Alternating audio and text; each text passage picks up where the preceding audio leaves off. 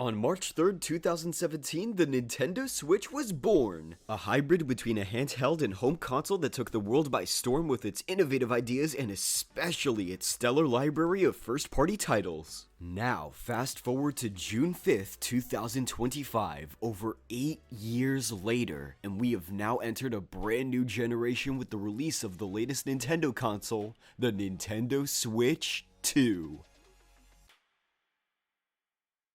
And to celebrate the launch of this brand new console, I'm going to discuss everything new that it has to offer. From the console itself and how it feels, the new features present, as well as ones that have been improved from the Switch 1, and of course, every first-party launch title and one third-party game that I decided to get. And once I discuss everything, I'll give a definitive answer if the Switch 2 is worth buying right now. So, with all that said, let's jump straight into it. But before we actually get to go over the Switch 2 console, I wanted to bring up that I was actually one of the lucky few that went to the GameStop midnight launch event and received the system within the first hour of its release. This was my first time ever experiencing something like this, and I have to say, I don't regret it one bit. The vibes were amazing, the customers waiting in line were super chill and just as excited as I was, and most importantly, the employees were at the top of their game. I can tell that they were really prepared for this event, because even though the line looked really long and I was number 61 at said line, the employees were handing out each package at lightning speed, making it not that long of a wait at all. It also probably helped that I was killing time by talking to the two people in between me as well. Seriously, I cannot stress enough how much of an incredible experience this was, and I'm beyond grateful that I got to witness this special occasion. Also, shoutouts to my sister who was willing to take me to this event to begin with. I'm now begging her to ask me to do something for her as a returning favor. Double also, shoutouts to my parents that went out of their way to pre-order the Switch 2 for me while I was hard at work finishing my final quarter of college. Oh yeah, I should probably bring that up. The timing for the release date of this console could not have been more perfect for me, because 6 days prior to the launch of the Switch 2, I graduated college with a BFA in game development. It was admittedly a brutal experience for the most part, but I'm so happy that I stuck through it till the very end, and it really made both the graduation ceremony and the release of the Switch 2 all the more worth it for me personally. But enough about me, let's finally go over the Switch 2. Okay, real quick, before we actually look at the console for real, I have one major critique with the packaging, and that's the fact that I don't like how tight the tablet is in the inside of the box. I feel like it could be easily broken if any employee mishandled the thing even just a little bit. Aside from that, however, yeah, not much else to say about anything else. The packaging's pretty good. And of course, I went out of my way to get the Mario Kart World Bundle. For obvious reasons. And now, the Nintendo Switch 2 itself. Right off the bat, I absolutely love the sleek revision of the console. It feels so great to hold in handheld mode, especially accompanied by the curvature of the Joy-Con 2, the beautiful texture on said Joy-Con 2, the surprisingly nice weight the tablet has to it, and the overall larger scale and size of everything, from the tablet to the controllers and the buttons and joysticks. Everything about it in terms of handheld mode feels wonderful and greatly improved from the Nintendo Switch 1. Even the kickstand has been improved as well. It does take a little bit of force to get it to open, but it functions really well whenever you want to play in tabletop mode. I don't know why they made the kickstand skinny compared to the Switch OLED, but if I had to guess, it's probably so they could cram more stuff inside the console. Speaking of tabletop mode, there's now an additional USB-C port on the top of the console, meaning if your battery is low, you can charge your console on the top instead of having to rely on the bottom port. That's an excellent quality of life addition, making it easier to charge without having to hold the console the whole time. Now let's take a look at the Joy-Con 2 controllers. There's not much for me to say about these things that I didn't say already just now. They just feel really great to use thanks to its larger size now. Though I will say, it feels way better to play games with one Joy-Con 2 on its side now thanks to the bigger SL and SR buttons. It always felt pretty uncomfortable doing this on the Joy-Con 1 controllers because of how small and stiff they felt. So I'm happy they acknowledged that with the Joy-Con 2 controllers. I also immediately noticed that they were made of metal because of how cold the buttons felt upon unboxing them. And on top of that, there's also the new and improved straps. It's literally day and night when comparing the straps side by side. The Joy-Con 1 straps were such a pain to use because of how easily they could get jammed on the side. But with the Joy-Con 2 straps, you place it on with ease and take it off with ease. Thank goodness. In fact, these straps are pretty much essential when using the oh so exciting mouse controls. But we'll go more into detail with this feature later on. Just keep in mind, however, I adore this functionality. Lastly, there's the Nintendo Switch 2 dock, and it's kind of disappointing, not gonna lie. The dock itself is fine, it functions exactly like the Switch 1 dock, so what's the issue? Well, the main problem I have with it is how flimsy it feels on the front. It's even more noticeable when you hold it like this and it bends slightly inwards. I promise you, I'm barely pressing down on it. It almost feels like it's about to snap off, which is very concerning. And it gets even more concerning when the Switch 2 is in the dock, because even with the slightest movement of the dock, it will cause the Switch 2 to wobble inside. I don't understand why the system isn't firmly grasped into the system that could prevent all of this from happening. Maybe it's like this so they could prevent the screen from getting scratched? But at that point, why not just inform people to get a screen protector or something? I don't know, man. I'm really not a fan of this dock. But I don't entirely hate the Switch 2 dock, cause there are some redeeming qualities about it. For instance, there's a built-in fan that'll cool the system down and maintain a stable and functional performance when playing games. There's an additional LAN port that you can use to have a better online experience. And best of all, it can output 4K resolution for certain titles, which still feels like such a pipe dream. So I can't stay mad at the Switch 2 dock for too long. I just think it could be in a more firm and stable position. Oh yeah, before we move on, I need to address how satisfying it feels to attach the Joy-Con 2 on the side this time. If you thought Nintendo couldn't top their satisfaction by sliding the Joy-Con 1 controllers into the Switch 1, then you aren't prepared for attaching the Joy-Con 2 controllers into the Switch 2. Oh. Oh. Yeah. Oh my gosh. Dude. That is unbelievably satisfying, so much more satisfying than the Switch 1. Now surely they cannot top their satisfaction with this one. Everything about this is impeccable to me, from the strong magnets coming into play, and especially the loud and triumphant snap sound effect when inserting the controllers to the console. You can really feel the impact when doing so. Just be careful not to hold the controllers like this when inserting them, otherwise you might accidentally pinch yourself. Alright, so overall, the Switch 2 looks great from a presentation standpoint and feels great when using it. First impressions have been pretty strong so far, but now let's get into the main menu of the console and go over its new standout features as well as some improved ones from the Nintendo Switch 1.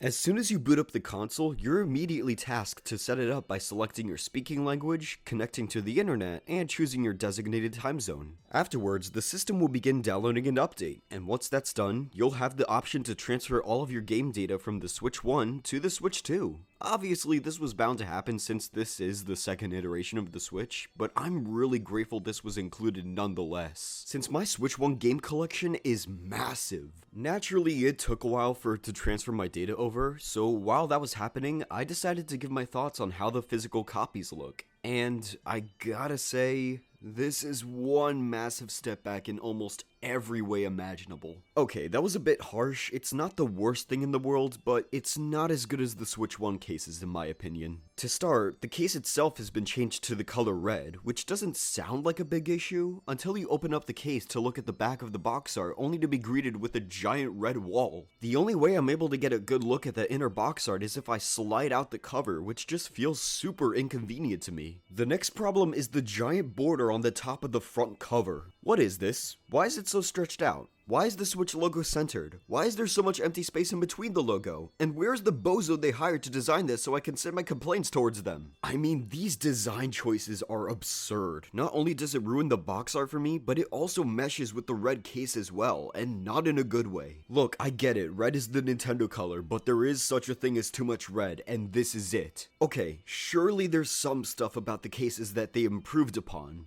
right? Well, I really like the spines this time around, as it exposes more of the box art and has the actual logo of the game on the side too. And no, that's all I could think of. Ultimately though, none of these complaints even remotely compare to the worst aspect about the physical games, the taste of the cartridges. And honestly, my reaction says it all. You know, I gotta be honest, I was really excited for this console, but seeing how the cartridges still taste like ass, I don't know. I'm kind of bummed out now. I don't think I should have bought this console now. Absolutely disgusting. Nintendo should be ashamed of themselves. Oh, look at that, my data transferred. Once that's done, it'll tell you to press the home button to access the home menu. And I must ask, who did not love this adorable little startup animation when finally completing all of your tasks? Because I sure did.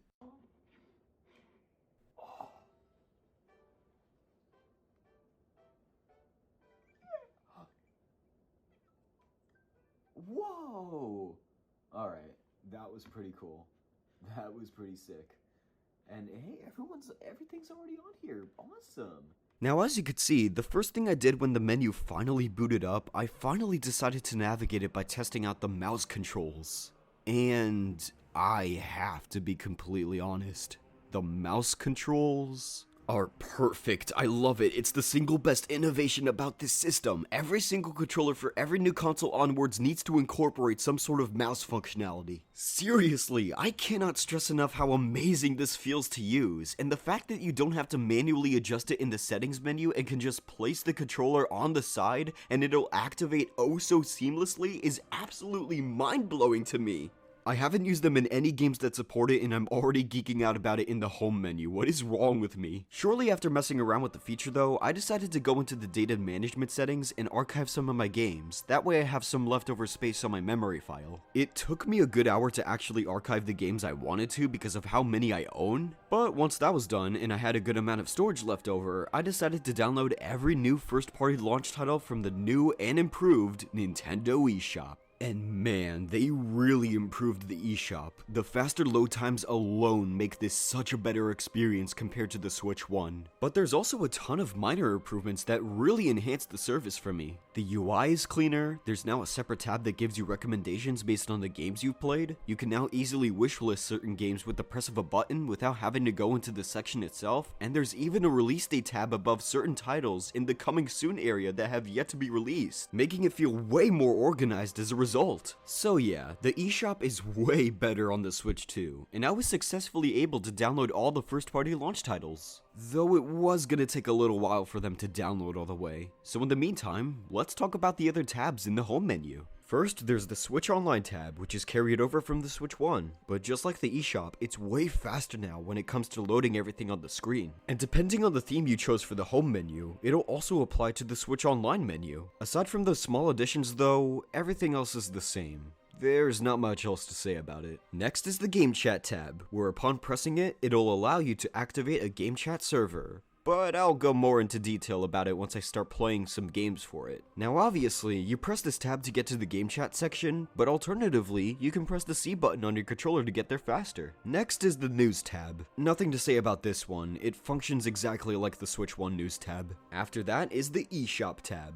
Though I already discussed that one in depth, so let's just skip to the screen capture tab. This section for the most part also remains the same from Switch 1, but there's now one small addition that makes a huge difference. There is now a brand new filter option that allows you to display screenshots and videos from either a specific user or a specific game you've played. This makes navigating this section so much better now, especially if you want to send a certain screenshot or video to your phone with ease. A great tab made even better with this simple yet effective addition. And now we've come to the Game Share tab. This feature is incredible, and I'll show you why. If you happen to have two Switch 2s together, or in this case, one Switch 2 and one Switch 1 close by to each other, and if you insert a compatible title that uses this feature into the Switch 2 and connect the systems together, you can play up to 2 to 4 player local multiplayer. This is undoubtedly my favorite new feature that was added to the Switch 2, solely for how accessible it is. It actually reminds me a lot of download play from the Nintendo DS and 3DS family of systems, which function exactly like Game share. And I'm beyond thrilled that they brought this feature back in some way. It's so great to use here. As of right now, up to 5 games support this feature, with more titles coming down the line as free updates, including Nintendo Switch 2 exclusives. So I really hope they maintain that promise throughout the console's lifespan, cause as of right now, this is the most pro-consumer move Nintendo has done for this console, which is kind of ironic. You know what isn't a pro-consumer move they added recently? The virtual game cards tab. Oh wait, that's not the next tab. The next tab is the controller tab, and yep, it's the controller section alright.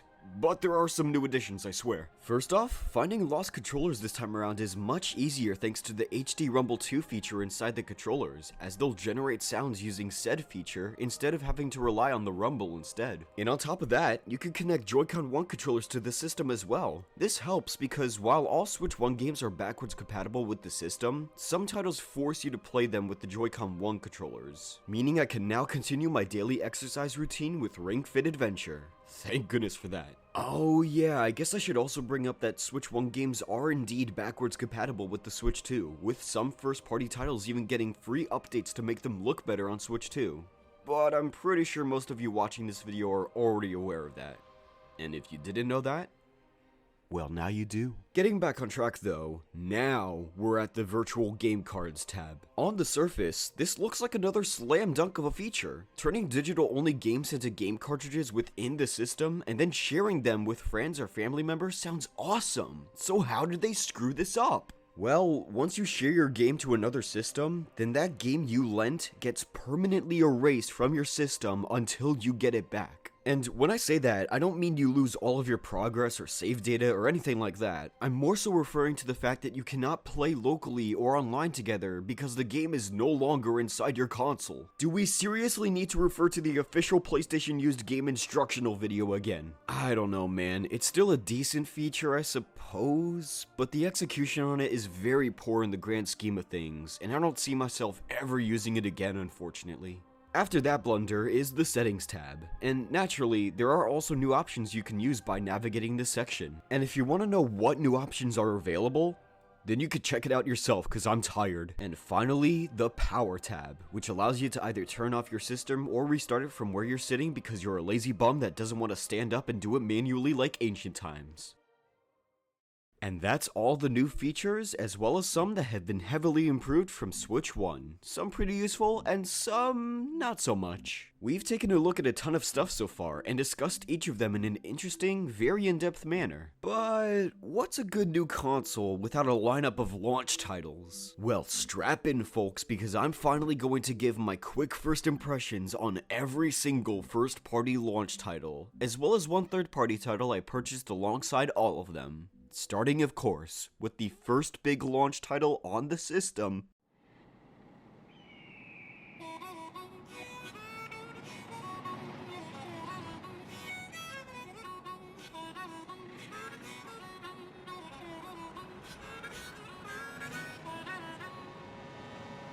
Mario Kart World!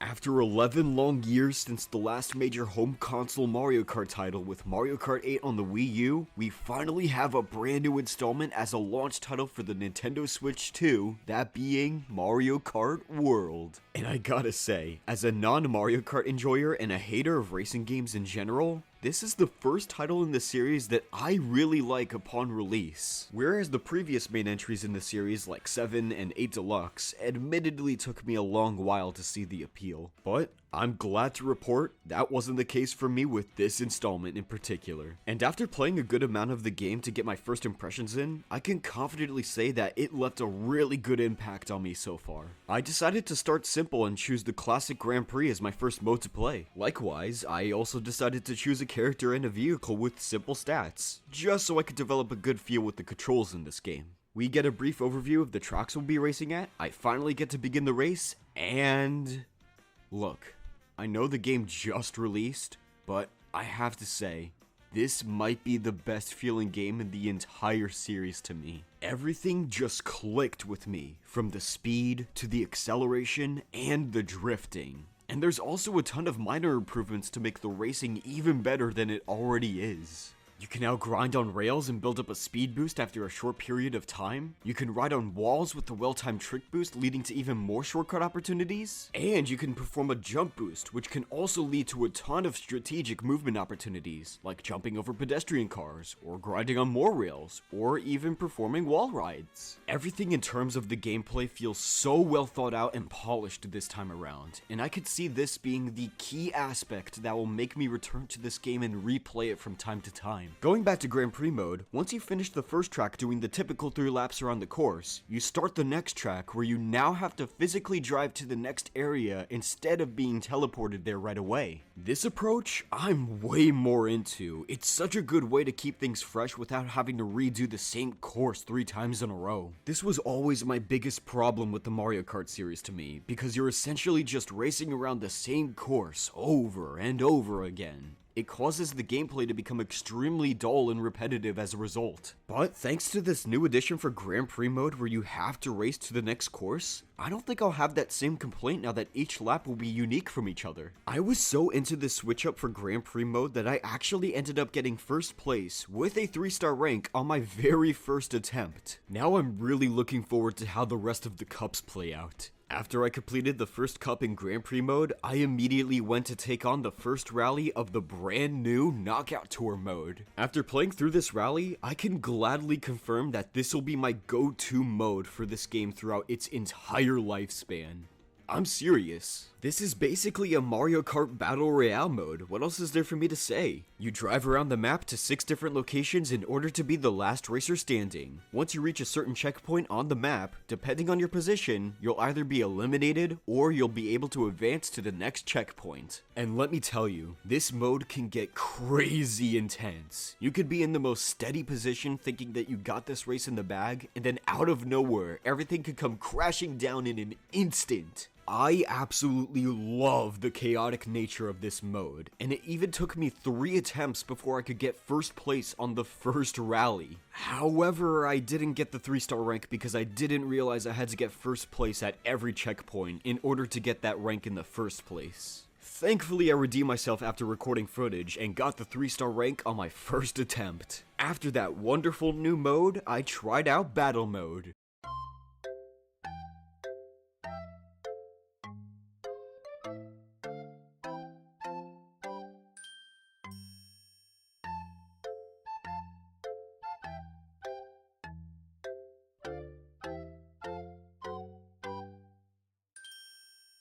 It's an $80 game, by the way. Lastly, I decided to cruise around a bit in free roam mode. I specifically tried to tackle a few P-switch missions, find the question mark panels, and a few medallions in Mario Bros. Circuit. These missions are honestly pretty fun to tackle in my opinion. There's a lot of unique variations of either collecting blue coins or making it to the end goal as fast as you can. And some of these missions are legitimately really challenging, with one of them being completed with less than a second to spare, which is just insane. The question mark panels and medallions are also a pretty nice group of collectibles to try to look out for. I just wish the actual rewards you get were more than just stickers to decorate your cart for no real reason. Aside from that though, I honestly really like the free roam mode so far. It feels very reminiscent of Burnout Paradise in my opinion. Overall, I'm pleasantly surprised at how much I've enjoyed Mario Kart World so far. It truly is the first title in the series that I deem to be really good at launch. Not really good to warrant its $80 price tag obviously, but still, it's really good nonetheless. Now before we hop into the next title, me and a good friend of mine decided to test out how GameChat works. So I invited my good pal Alfonso, whose channel will be linked in the description if you want to check him out. Not that he's actually posting anything anytime soon, but still, it'd be nice of you to show him some support. So we began a chat session, and I also decided to get myself the camera accessory to see how that functions. And then we started playing some Knockout Tour rallies together. And I have to be honest, this game chat feature is honestly pretty cool for what it is. I mean, sure, the video display on the bottom is running on a potato's butt, and using the camera with no background just reminds me of the days of COVID-19, but aside from that, our experience was pretty fun all things considered. I was going to show you, dear viewers, some highlights from the raw footage I took, but for some inexplicable reason, the recording didn't capture my voice.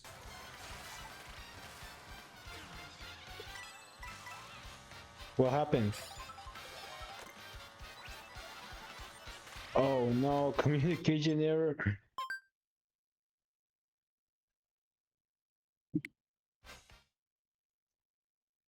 No, it is raining where I am, so signal is getting a bit. Yeah, pues.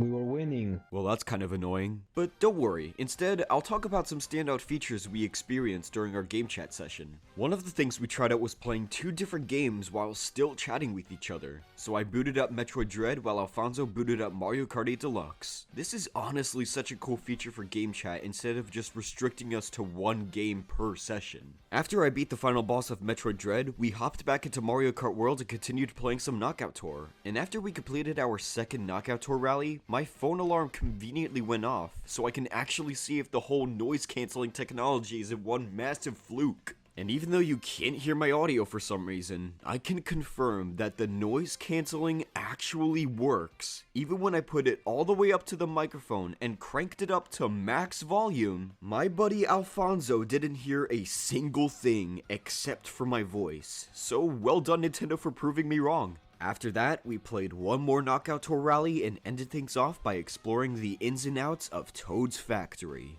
my beloved. Overall, we had a great time using this feature and just hanging out with each other in general. Even though I don't see myself using this too many times, it's still a really neat feature for what it is. In fact, as I was writing this script, I did some additional research on GameChat and discovered some other awesome features that we didn't get a chance to test out. For instance, the game share feature I brought up earlier can be used with GameChat, once again proving that if one person owns any game that supports the feature, you can play online together with just one game cartridge. That's incredible! I can finally play with my broke-ass friends! I also discovered that there are speech-to-text and text-to-speech options, which are really great pieces of accessibility and are overall very welcome additions. So, color me impressed. Game chat is pretty neat. I like it a lot.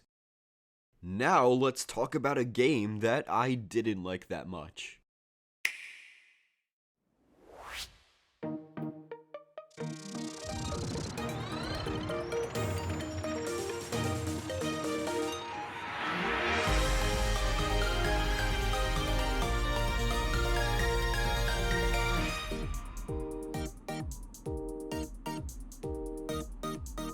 Nintendo Switch 2 Welcome Tour is a paid digital tech demo type game that teaches you how to use the Switch 2 and show you how it functions. Yeah, let me run that by you one more time in case you didn't catch that.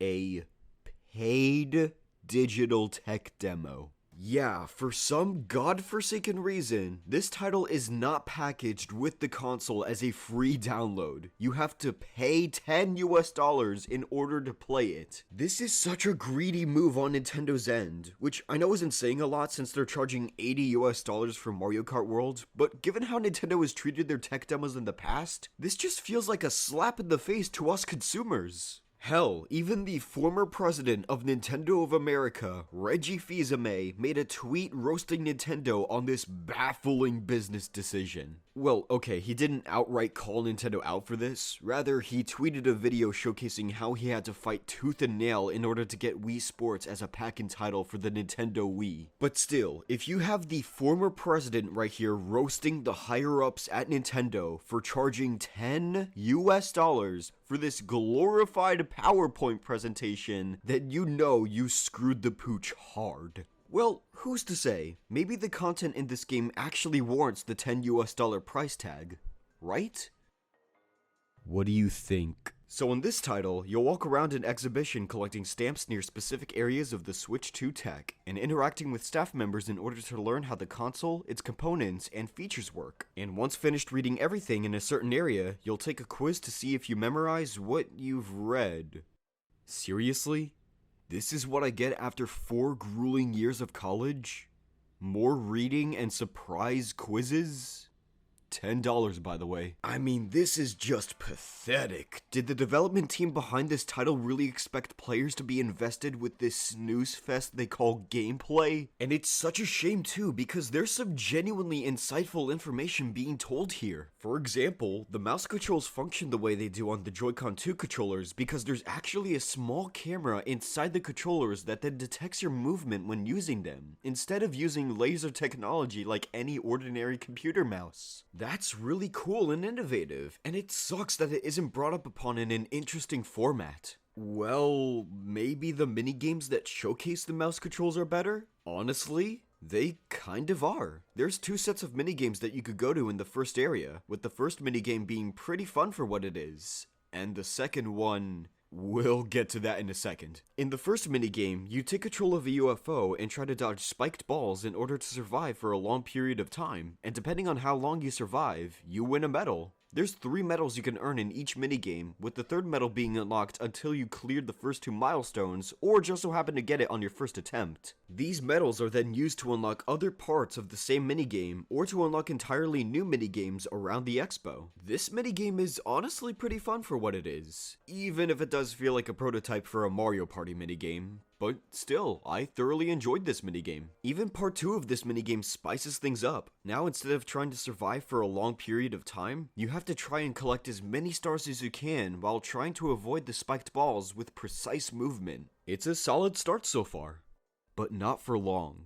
Because I'm not kidding when I say this next minigame almost drove me insane. As for what you have to do, you have to try to find the strongest rumble using the mouse controls. The stronger the rumble, the closer you are to the highest possible score. And let me tell you, the requirements you need in order to get all 3 medals here is insulting, because you essentially need to be perfect in order to receive the 3rd medal. The way you have to adapt in order to feel the strongest rumble is so infuriating, because it's so hard to tell how loud it is and how close you are to it. Like, why couldn't they have made the rumble much louder when you're near the center point? Or better yet, why does the score of the 3rd medal have to be in the single digits? It should have been at least 10 instead of 3. Making the number lower doesn't increase the challenge of this minigame at all. It just makes it way more frustrating than anything. And this was bad enough until I got to the second part of this godforsaken minigame. Because now, you're trying to determine the strongest rumble along 2 axis points, while trying to get the highest score of 3 or less. Whoever thought this was a worthy decision to make this the minimum requirement deserves to be fired, because this part of the minigame is actual hell.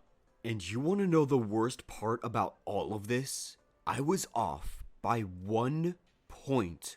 Trying to get the 3rd medal. Not once, not twice, but 3 separate times. Afterwards, I spent a grand total of 2 hours worth of failed attempts, to which I decided to call quits on this minigame for now and test out the first tech demo tent instead. And, yep, I can feel the beads and the rubber ball inside the Joy-Con 2 controllers. It's cool, I guess. I don't know, man. This game is just not it for me. It's somehow simultaneously boring and very infuriating, and somehow shows off some genuinely insightful information in certain aspects. Like, how do you manage that? Maybe it'll get better if I explore the rest of the exhibition, but I'm honestly not counting on it. Don't spend $10 on this title. It's not like they're a starving indie company that's desperate for your attention or anything like that. I will say this, though. It's better than 1-2 Switch. So take that for what you will. Hi, this is post-commentary MH speaking. I'm editing the video right now, as you can clearly see, but I have an update for y'all on the Switch 2 Welcome Tour. As after I recorded everything that I had, I actually went back to the game to try to get that stupid 3rd medal, and I'm just gonna let the footage here speak for itself. After a ton of careful movement, after a ton of really precise movement, I finally got it. 1 point, got the 3rd medal, get wrecked. This was absolutely miserable. I really hope, I think this warrants you, dear viewer, to subscribe to the channel now. Don't let this be for nothing. Okay, surely the next game, in quotations, will calm me down from that disaster. I say in quotations because it's not necessarily a game per se, rather, a brand new membership offer to the Nintendo Switch Online Plus expansion pack service that's exclusive to Switch 2. I'm of course talking about the brand new addition to the Nintendo Classics lineup of apps, the Nintendo GameCube games. I was a firm believer that it would never happen since, as of recently, Nintendo has been publishing a ton of GameCube remakes, remasters, and ports on Switch 1. And because of that, I had this mindset that Nintendo was just going to pursue the strategy of profiting off these remakes, remasters, and ports, rather than giving us a pre-established library of games to play via the Switch Online service. But nope, they finally listened to the fans and gave us exactly what we wanted. And I have to say, as someone who didn't grow up with the GameCube and has zero nostalgia for it, every single game they have at launch is fantastic at the very least. And I might as well give my quick thoughts on each title present. Don't worry, this won't take long. First up is The Legend of Zelda: The Wind Waker. This is the only game in the lineup that I've never played before, so I was curious to see what the hype was about. I only played through the opening part of the game so far, but I'm already invested in the narrative. The art style is gorgeous to look at, the characters are very charming to interact with, and I could see the combat being really satisfying to pull off once I encounter enemies later on. Can't give a definitive answer at the moment, but I really loved what I've played so far. Next up is Soul Calibur 2. It's so cool that this title is a part of the launch lineup, as it's one of the highest rated fighting games of all time. And thanks to the online multiplayer function with the service, I can definitely see this title getting a massive resurgence in the competitive fighting game community. The roster of characters you can play as is really solid, and you can even play as a Link in this version. I'm admittedly not very good at this game whatsoever, but that didn't stop me from enjoying my time with this title. After that, we have F-Zero GX, and of course the first thing I did was go into the pilot profile section just to listen to Captain Falcon's theme. Anyways, this is one of the toughest racing games I've ever played. The amount of speed you could go up to in this title is insane. You seriously need to adapt to the controls and analyze the maps in depth if you want to stand a chance at winning any of the races. And there's even a story mode in this game, albeit the cutscenes and narrative are kinda laughable. But at the same time, it kind of adds to the game's charm in a way. Overall, a really great time. One of the few racing games that I genuinely love, let alone like. Following off of that, we have... What? Where's the rest of the games? Are you serious right now? People have been begging for Nintendo to give us GameCube games on Switch Online, and this is the launch lineup? Why is it so sparse? They seriously couldn't have given us at least 7 additional games to make the launch lineup feel more exciting? Don't get me wrong, the 3 titles that are available here are amazing, and I'm well aware that we'll get more titles later down the line as free updates. But there's just so much empty space here that it's hard for me to be satisfied with having any of these titles to begin with. Like, where's Metroid Primes 1 and 2? Where's Eternal Darkness, Sanity's Requiem? And, most of all, where's the single most requested GameCube game fans have been clamoring about for years? Geist. 'Cause that's such a great and memorable title. Look, I know I'm sounding like I'm not happy with this edition, but that's not the case at all. This is still a huge win in the grand scheme of things, and I'm eager to see which games they continue to bring over to the app. I just think the execution of the launch lineup could have been handled way better in my opinion. I don't want to end this segment on a negative note, however, so here's a cool little secret that you most likely didn't know about. If you open up the app while holding any direction on the control stick, this happens.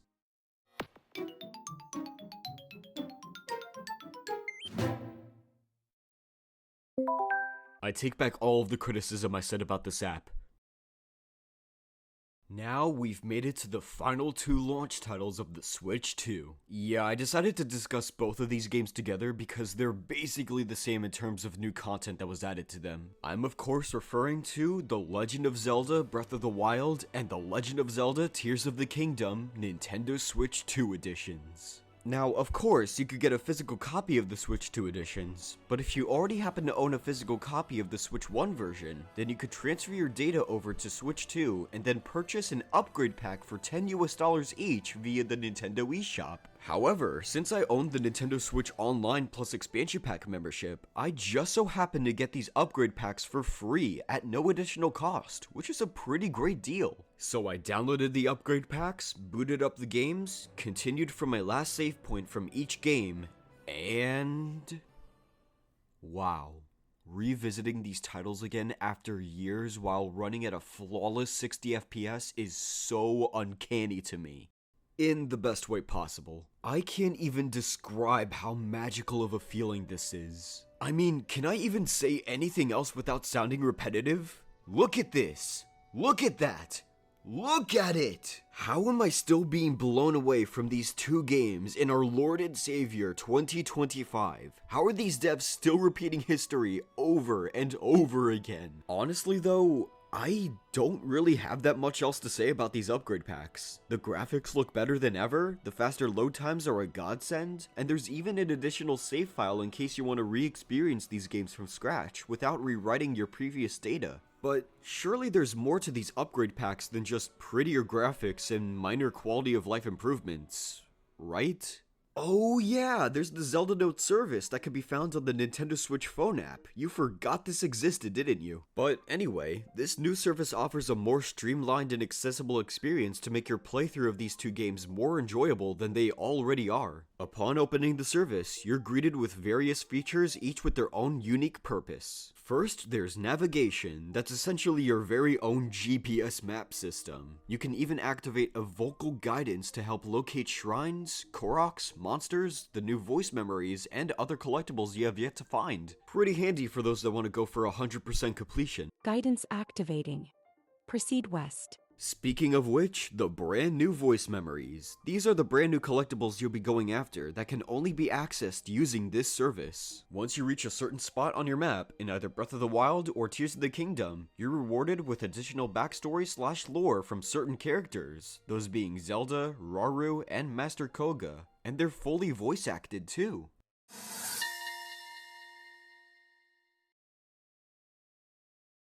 Many ancient relics of the Sheikah were considered dangerous and were therefore entombed in darkness by the King of Hyrule long ago. In particular, the Shrine of Resurrection was considered especially dangerous, as it controls people's fates. It was kept under close watch by the royal family.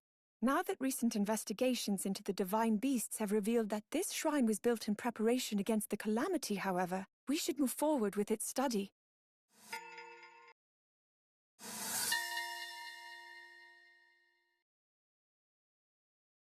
The lives of our people and this tree are interconnected. As we prospered, so too did it. It was the site for many of our rituals, and though that role has since been taken up by the Temple of Time, I am sure this sacred tree watches over us still.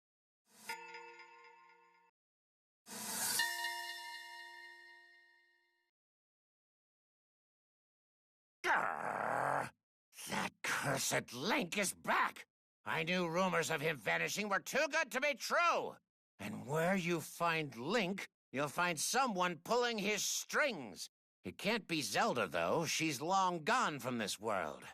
Or is she? The royal family can be tricky. Okay. Assume nothing, and only rest when I'm sure the job is done. This is a pretty cool incentive for players to revisit these titles, as it offers quite a bit of replay value. In fact, prior to writing this portion of the script, I went out of my way to find all 125 voice memories in Breath of the Wild, so I recommend going after these. Next is play data. This shows off various stats you've achieved during your time playing each game, and if you reach certain milestones, you're rewarded with more medals. Don't do this to me. Please don't. Haven't I suffered enough from collecting medals? Then there's global play data, where you can compare your stats with other people around the world. Not much else to say about this one, it's pretty cool though. After that is daily bonuses, where you spin a roulette wheel and receive a helpful reward every day. Why would they incorporate stupid mobile game gimmicks in this title? I don't know. Next is Amiibo. Upon scanning them in either game, they'll be registered onto the service, and if you scan them 5 times, you'll receive a handy reward. Again, with the mobile game gimmicks, what is their problem? Then there's Photo Studio. Depending on the pictures you've taken using the in-game camera, you can import them to the service. You can even edit them by either cropping the image or adding a decorative sticker on the side. And you can even add a QR code to send your items or auto-build creations. Which brings us to the next feature, item sharing. This allows you to share items such as weapons or food to other players via a QR code. I could see this being handy for newcomers. And lastly, exclusive to the Tears of the Kingdom section, auto-build sharing. Just like with item share, this will allow you to share your custom-built vehicles you created to other people via a QR code. I can also see this come in handy for newcomers. And that's everything Zelda Notes has to offer. Overall, it's pretty useful for the most part, particularly with the navigation and sharing features. I can totally see a ton of usage out of those 2 features in particular. Not so much in terms of the other features honestly, but who's to say? Maybe you'll get more mileage out of those features than me. After messing around with the service, I decided to take on the final bosses in both games to re-experience them in greater and smoother detail. However, upon encountering both final bosses, I noticed an extremely glaring issue with certain cutscenes that played out. And it's the fact that some of them weren't fully optimized to run at 60 FPS. These include the cutscene of the champions firing their divine beasts at Hyrule Castle in Breath of the Wild, the cutscene upon defeating Dark Beast Ganon in Breath of the Wild, the secret ending cutscene in Breath of the Wild, and the secret ending cutscene in Tears of the Kingdom. Even the resolution doesn't look optimized either. Like, what happened here? Did the devs just forget to optimize these specific cutscenes? Were they previously pre-rendered in their initial state to stay consistent with the Switch 1 versions? Are there more cutscenes with this issue that I'm not aware of? I'm not entirely sure why this is the case, but ultimately, this is a very minor complaint that doesn't affect my feelings towards these upgrade packs. I'm still very satisfied with these enhanced ports. Now people can play these 2 beloved titles thanks to these definitive editions.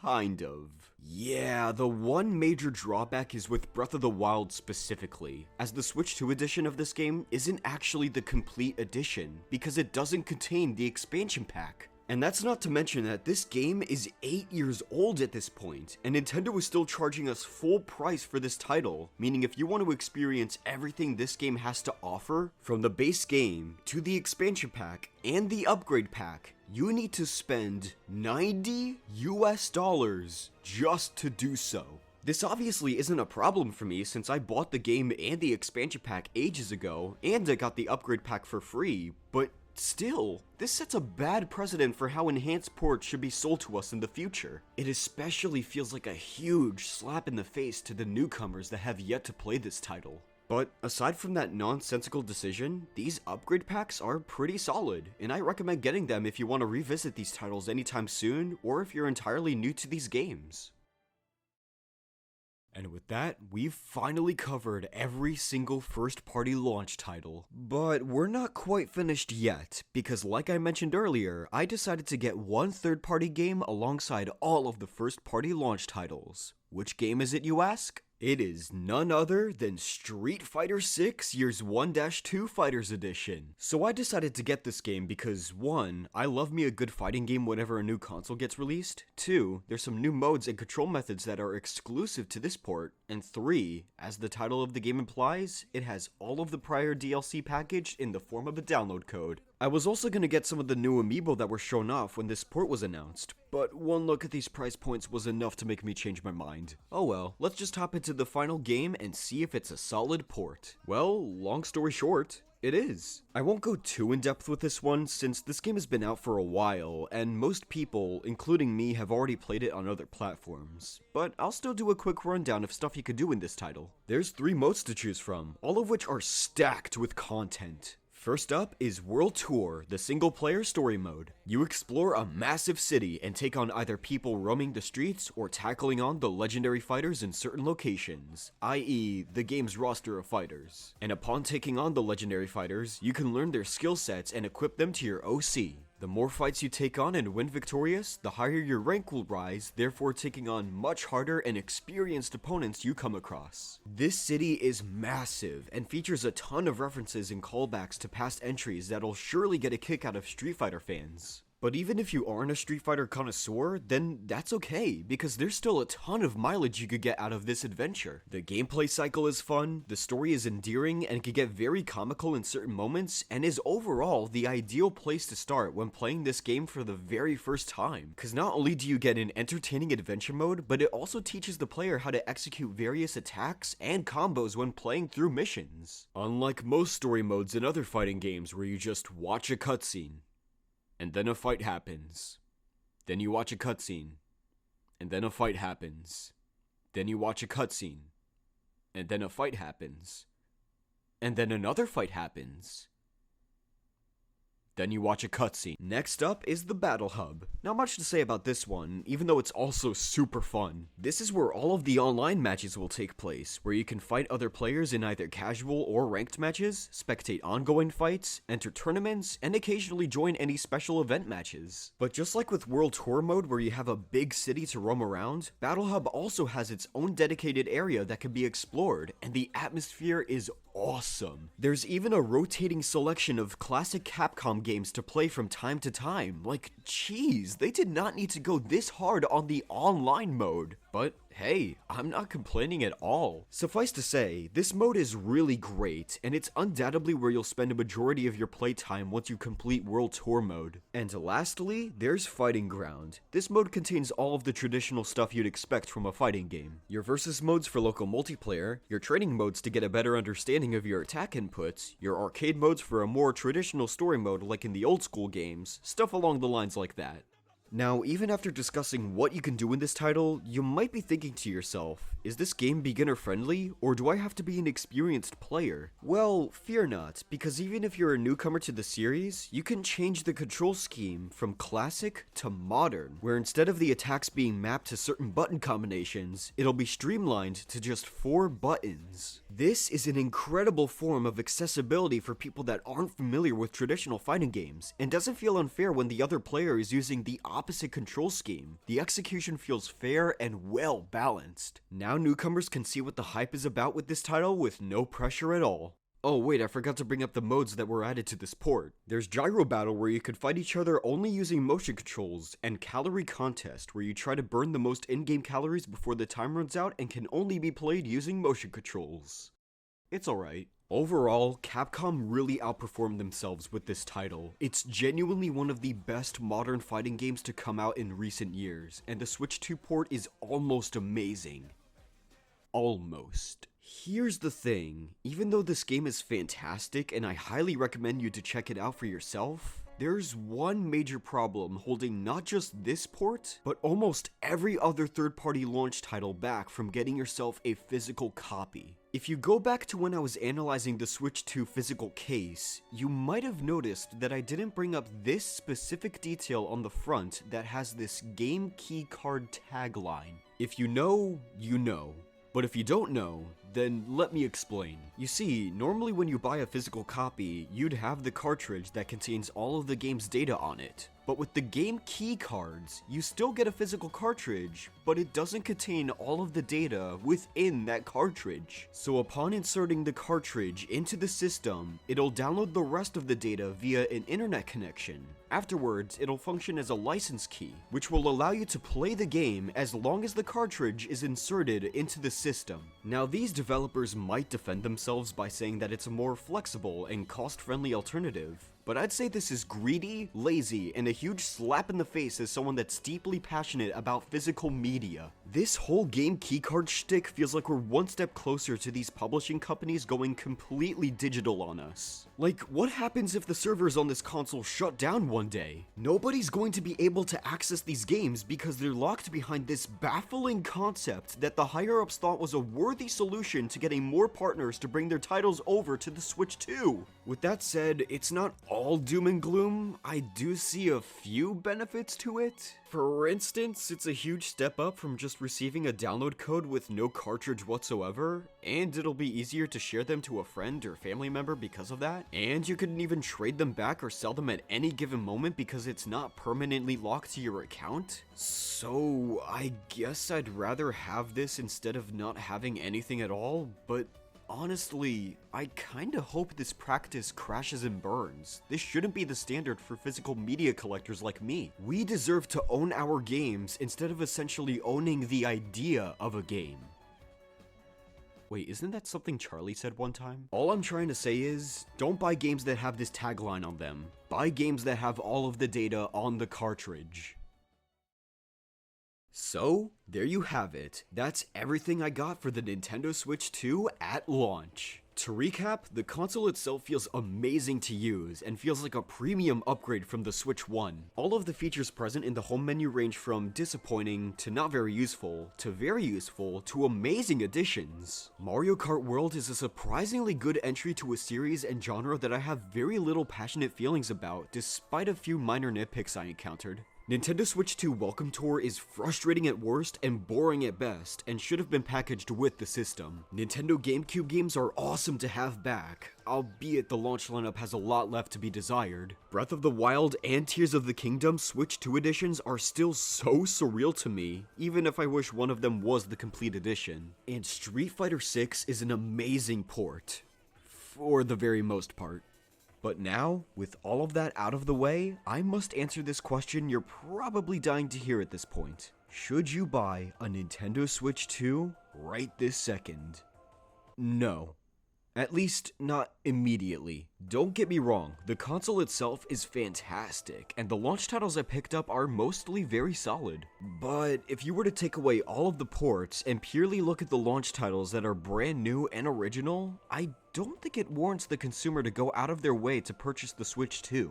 Again, I really like Mario Kart World from what I've played, but I don't love it yet. I can't say this game is amazing, and it doesn't feel worthy of being that one title you need to play immediately, you know? With that said though, I'm still very happy I bought this console, because the first party titles that are coming out after June are super exciting. And in my opinion, from what we've gotten so far, there are 3 titles in particular that I think will better warrant buying a Switch 2 for. The first one I'm looking forward to is Kirby Air Riders, the sequel to Kirby Air Ride on the Nintendo GameCube. After patiently waiting to see what Masahiro Sakurai's next project was going to be, I was beyond thrilled to see that it wasn't another Super Smash Bros. And was instead a new entry to his very first franchise. Even though we haven't seen any gameplay yet, I'm still very excited because everything this man touches is pure gold. Even his weakest title to date is alright at worst. Suffice to say, I'm confident that Sakurai-san will deliver with this upcoming title. The next game I'm excited about is Donkey Kong Bonanza. I remember hearing rumors years ago stating that the development team behind Super Mario Odyssey was creating a new 3D open-world Donkey Kong game. But as the years went on with no evidence supporting this rumor, I just assumed that it was a massive fluke. But, to my surprise, it looks like they were telling the truth. The game was finally revealed to the public, and it looks fire. Just being able to smash through every piece of terrain in sight to find bananas looks a lot of fun, and I'm very eager to see what it has to offer beyond that. Also, yeah, this is very clearly the 3D Mario team, without a doubt. Ultimately though, these 2 titles combined can't compete with my most anticipated video game ever. And that is, to the surprise of absolutely nobody, Metroid Prime 4 Beyond. After 8 agonizingly long years of waiting for this title and witnessing its hectic development cycle, this is the year where we will finally get our hands on it. The game looks graphically unreal, and it's amazing how they perfectly nail the feel of the previous Metroid Prime entries just by watching the footage we have so far. Retro Studios is home to some of the most talented developers in the whole video game industry. And I know for a fact that this new generation of developers is doing this game justice right now. You better believe I'm going to cover this game in depth when it comes out, as well as build up some excitement with my long-awaited feature-length Metroid video. So, if you want to wait to buy a Switch 2 until there's a must-have game to owning it, these 3 are it right here, and I'm of course looking forward to playing each and every one of them. Now, if you still want to buy the system right now just to play the new Mario Kart despite everything that I just said, then I highly recommend buying the Switch 2 plus Mario Kart World bundle. That way you essentially get the game at a discounted price, because this is too much. And I recommend doing it sooner than later, because this bundle is a limited time offer and only lasts until fall 2025. And on that note, that is everything I have to say about the Nintendo Switch 2 console. Overall, if you couldn't tell already, I'm very satisfied with the system, and I am beyond thrilled, no pun intended, for all of the games that are coming out after June. So yeah, I really hope that you guys enjoyed the video. There's a few reasons why it took me until now to upload it, aside from the fact that it's a really long video and I talked about everything thoroughly and in depth. The first reason is because a few hours after the midnight launch event, I just got sick for some reason.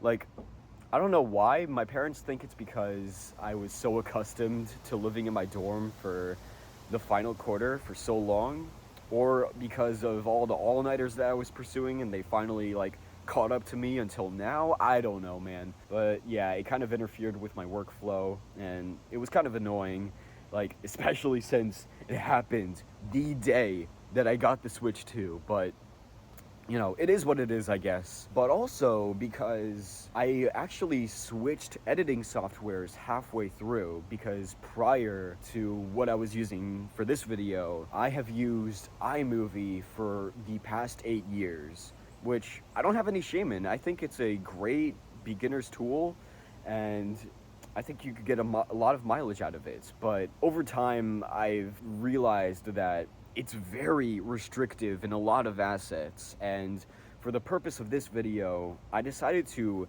switch editing softwares from iMovie to DaVinci Resolve 19, which I know is a huge step up in terms of upgrading from, or rather switching over from different editing softwares, but don't worry, I was able to adapt very quickly and it helped me out a lot in the long run.